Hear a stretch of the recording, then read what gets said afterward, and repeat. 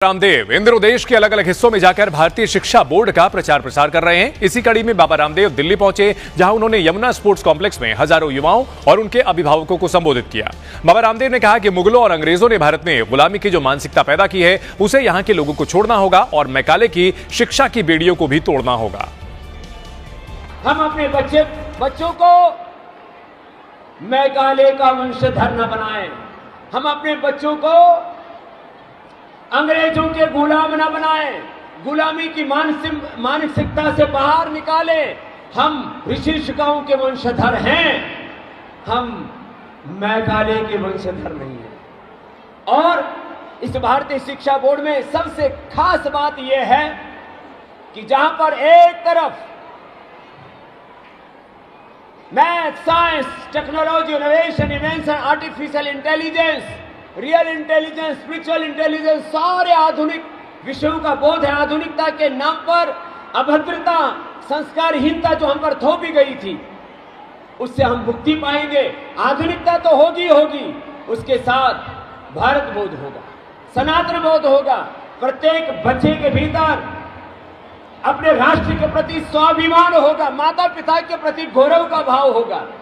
अब कहां स्कूलों में पढ़ाया जाता है मातृदेवो भव। बात तो एक छोटी सी है, लेकिन इसका असर बहुत दूर तक जाता है।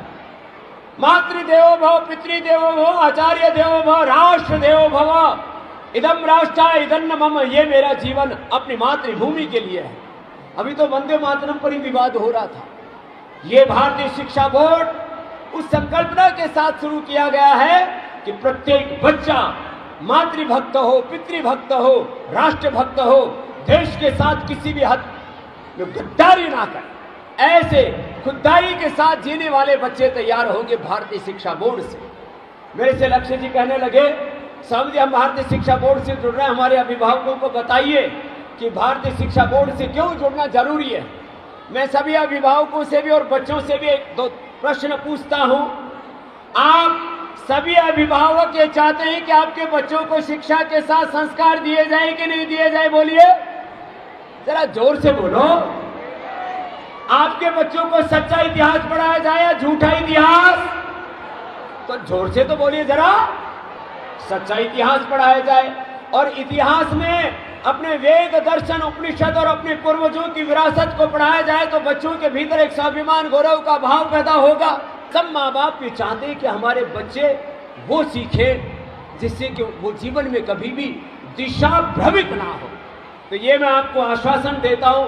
जहां तक वैधानिकता का प्रश्न है, भारतीय शिक्षा बोर्ड का इक्विवेलेंस सभी स्टेट बोर्ड, सेंट्रल बोर्ड और इंटरनेशनल बोर्ड के इक्विवेलेंट है। इसके लिए जोरदार अभिनंदन पूर्ण भारत सरकार का कि भारतीय शिक्षा बोर्ड को वैधानिक दृष्टि से वो मान्यता दी है कि भारत सहित पूरी दुनिया में जितने भी बोर्ड हैं उनके इक्विवेलेंट है भारतीय शिक्षा बोर्ड।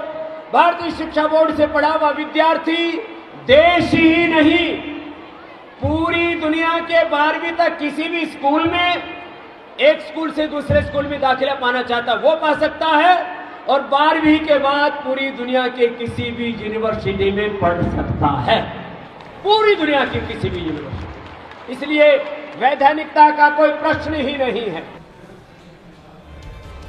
बाबा रामदेव ने कहा कि शिक्षा का उद्देश्य केवल नौकरी पाना नहीं, बल्कि चरित्र निर्माण और राष्ट्र निर्माण होना चाहिए। इसके साथ ही बाबा रामदेव ने देश में चल रहे जाति वाले आपसी विवाद को भी अंग्रेजों की देन बताया।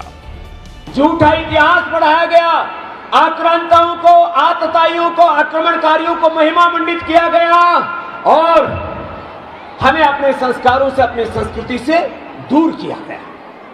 आपस में लगाया गया, आर्यों के नाम पर, द्रविड़ों के नाम पर, जाति वर्ग समुदायों के नाम पर, ब्राह्मण, क्षत्रिय, वैश्य, शूद्रों के नाम पर, दलितों, आदिवासियों के नाम पर हम भारतवासियों को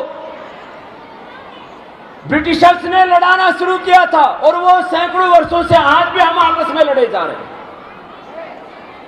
ये जातिगत भेद, वर्ग समुदायों के नाम पर भेद, ये सारे भेद के बीज डाल करके हमको लड़ा दिया और आज तक हम लड़े जा रहे हैं। एक तरफ कह रहे हैं ब्राह्मण, कह रहे हैं ब्राह्मण महान, क्षत्रिय कह रहे हैं क्षत्रिय महान, शूद्र कह रहे हैं शूद्र महान, वैश्य कह रहे हैं वैश्य महान, आदिवासी कह रहे हैं हम ही से देश के आदिवासी हैं, बाकी बात बाहर के निवासी हैं। ये भेद के बीज इस देश में डाल दिए। जबकि हम तो एकत्व के उपासक रहे हैं। हम सब ये मानते हैं, हम सब एक पूर्वजों की संतान हैं।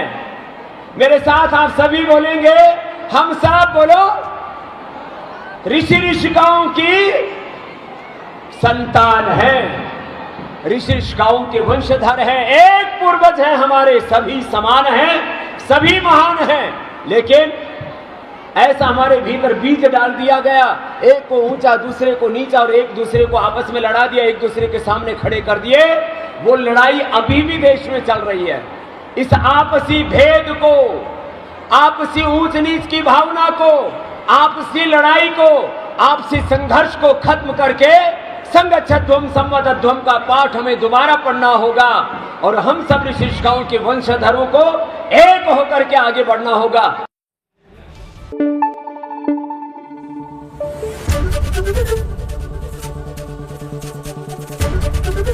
एबीपी न्यूज आपको रखे आगे।